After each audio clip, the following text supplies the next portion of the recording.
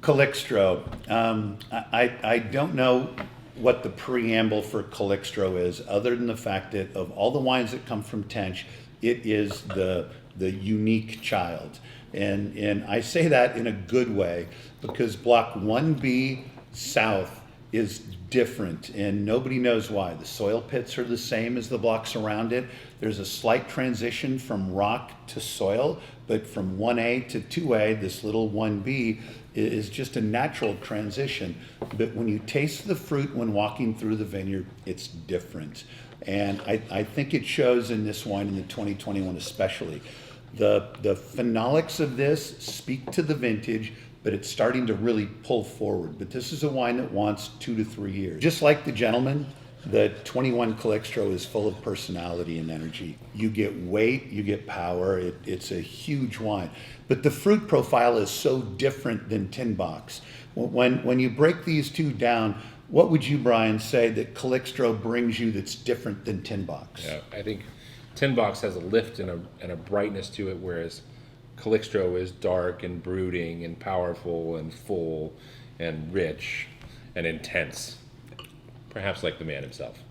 Theo, when you feel the phenolics on this wine, where does it hit your mouth, and then where does the finish texturally ends up? Once the flavor's gone and you're thinking strictly about the finish on this, where do the tannins end up in your mouth, and where do you get the finish really developing texturally?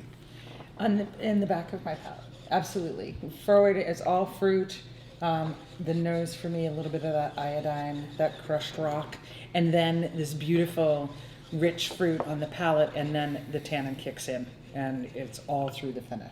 See, I get a little bit of acid building up. Right now I'm getting a little bit of salivatory gland activity. If I spittled a little bit while talking loud, I could feel it, and I think that's the acid pushing to go through. And so I think the acid cuts into that wine and keeps it refreshing. But this is a big boy wine. Yeah. As a sommelier, Brian, how long would you say this wants to sit in the cellar until it's truly at its peak? I think you're going to need to keep this for another 3 to 5 years before it starts to reach its peak, and then it'll plateau for a healthy amount of time. Yeah. And Theo, is somebody who sold wine at retail at a very high level, what would you have told your customers? That this is a cellar selection. You want to take this home because it's not going to last long. There isn't much of it, so we're going to take it home. We're going to put it away, and look at it 3 years from now. Look at it 5 years from now, and then really enjoy it. And it's going to be in that window, that nirvana window, that happens with Bevan Cellars wines in 7 to 12 years. This is good now, though. Oh, it's delicious. Yeah, it's really good now. It's yummy now. It's going to be way better if you give it the time it needs.